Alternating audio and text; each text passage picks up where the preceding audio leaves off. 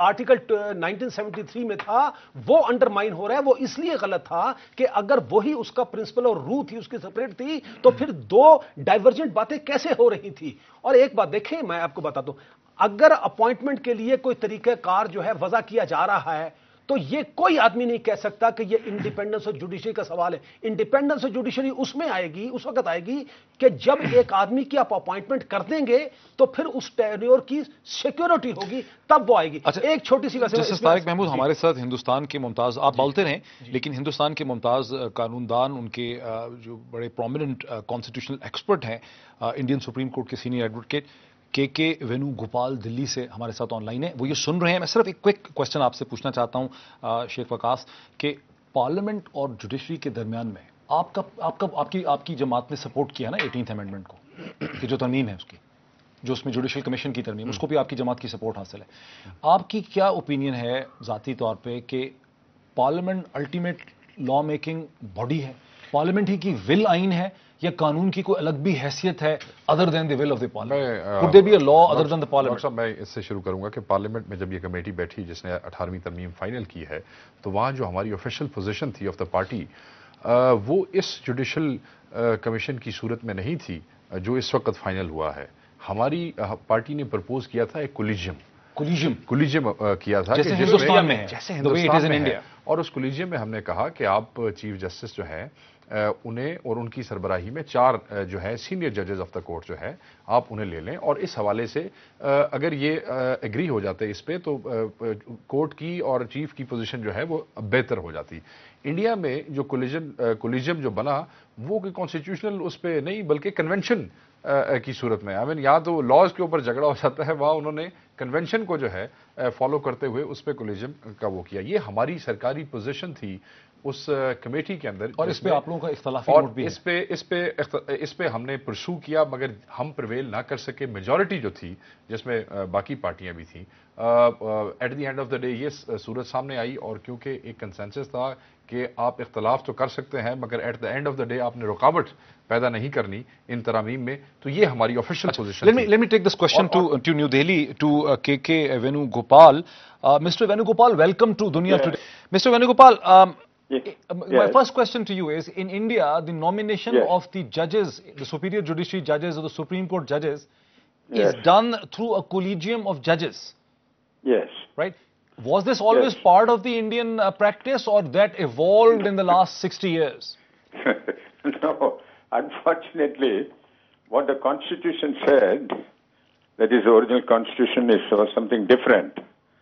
And the Constitution says, even today, that the President of India shall appoint a judge of the High Court, or in another article, the President of India shall appoint a judge of the Supreme Court after consultation with the Chief Justice of India.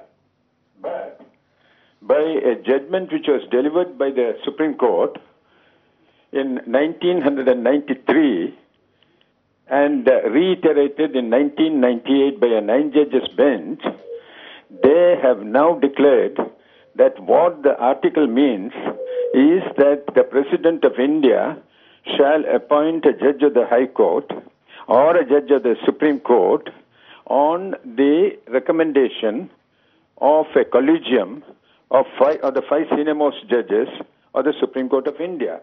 And Mr. Venugopal, is this Mr. Venugopal, is this the practice? Is this the practice as prescribed by the Supreme Court, which is now being followed, which is now the convention in India? Ab ye hota hai?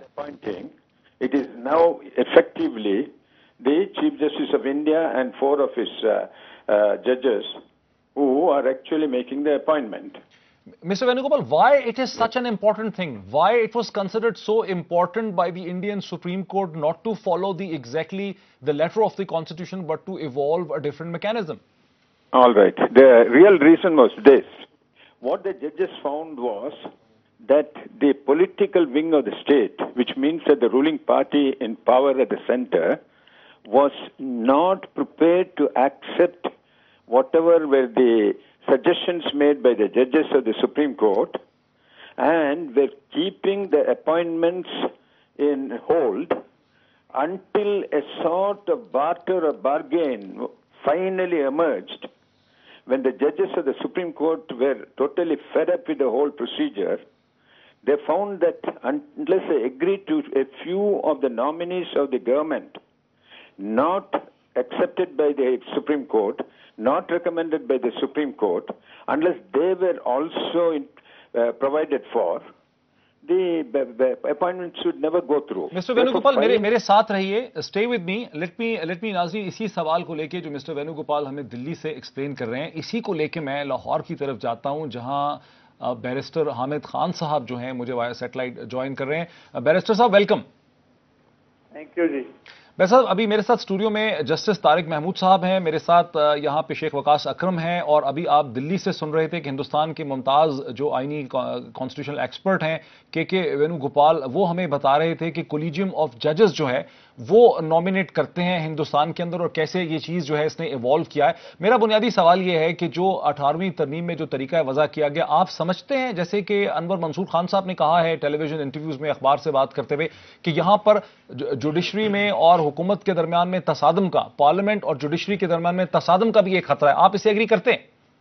जी, मैं agree करता हूं. मैं समझता हूं जो तरीका car propose किया जा रहा है वो ऐसा है कि जिसकी कोई मिसाल और कोई नज़ीर दुनिया भर में नहीं मिलती.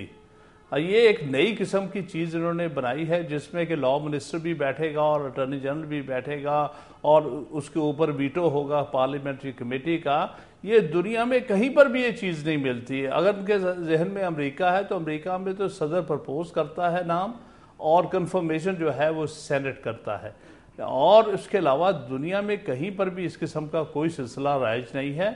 इंडिया में उन्होंने जो सिस्टम इवॉल्व किया है, जिसके बारे में वेनु गोपाल साहब कह रहे थे, वो ये था कि लोगों को ये ख्याल था कि अकेले चीफ जस्टिस के पास ये इख्तियार रहना, बाज़ औक़ात बिलखसूस 1993 की एडवोकेट्स ऑन रिकॉर्ड वाली जजमेंट के बाद शायद बहुत ज़्यादा हमने एक शख्स को इख्तियार दे दिया है. तो उसके सिलसिले में सदारती रेफरेंस हुआ 1998 में. उस सदारती रेफरेंस पे 9 जजेस ने ये फैसला दिया कि हाँ, हम इसको ज़्यादा कंसेंसस ओरिएंटेड बना देते हैं, यानी चीफ जस्टिस के साथ 4 सीनियर जज बिठा देते हैं, और उनके कंसेंसस के साथ ये कंसल्टेशन होगी और रिकमेंडेशन जाएगी.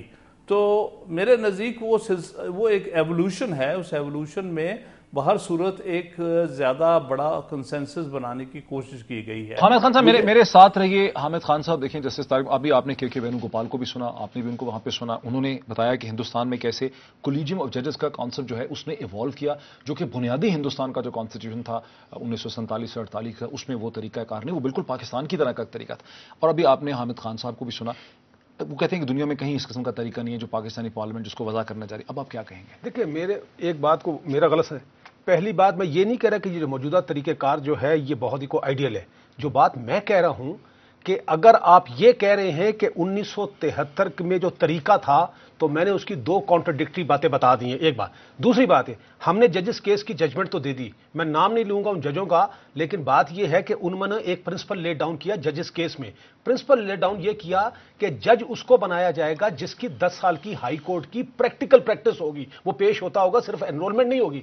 और मैं आपको बताऊं कि जिन्होंने ये सुनहरी हरूफ लिखने के फौरन बाद अभी स्याही खुश नहीं हुई थी, उन्हीं लोगों ने ऐसे ऐसे जजों को अपॉइंट किया जिन्होंने या तो हाई कोर्ट की शक्ल नहीं देखी थी. बॉटम लाइन क्या? नहीं, बॉटम लाइन मेरी ये है कि देखें, अपॉइंटमेंट के लिए अगर कोई प्रिंसिपल ले डाउन कर रही है पार्लियामेंट, तो आप ये नहीं कह सकते कि ये बुनियादी जो ढांचा है वो बदल जाएगा. जो इंडिपेंडेंस ऑफ जुडिशरी अंडरमाइन होगी, इंडिपेंडेंस ऑफ जुडिशरी सिर्फ उस वक्त अंडरमाइन होगी कि आप जजेस की जो जब अपॉइंटमेंट हो जाए तो उसके बाद कोई ऐसी बात कह दे जिससे वो अपने आप को इनसिक्योर फील करे, या उनकी टर्म्स जो है वो उस पर एक तलवार लटकती रहे. लेकिन अपॉइंटमेंट के लिए अगर कोई प्रिंसिपल ले डाउन कर रहे हैं तो होना चाहिए. इस प्रिंसिपल से जुडिशरी की इंडिपेंडेंस जो है वो अंडरमाइन नहीं होती है, और जिसकी कोर वैल्यूज में नहीं. एक ब्रेक लेते हैं नाज़रीन, एक ब्रेक लेते हैं, और ब्रेक के बाद इसी पॉइंट से हम अपनी गुफ्तगू को आगे बढ़ाएंगे. हमारे साथ के वेनु गोपाल भी दिल्ली से ज्वाइन कर रहे हैं. हम ये समझना चाहेंगे कि क्या आइन का कोई कोर स्ट्रक्चर, बुनियादी ढांचा भी होता है, लेकिन एक ब्रेक के बाद.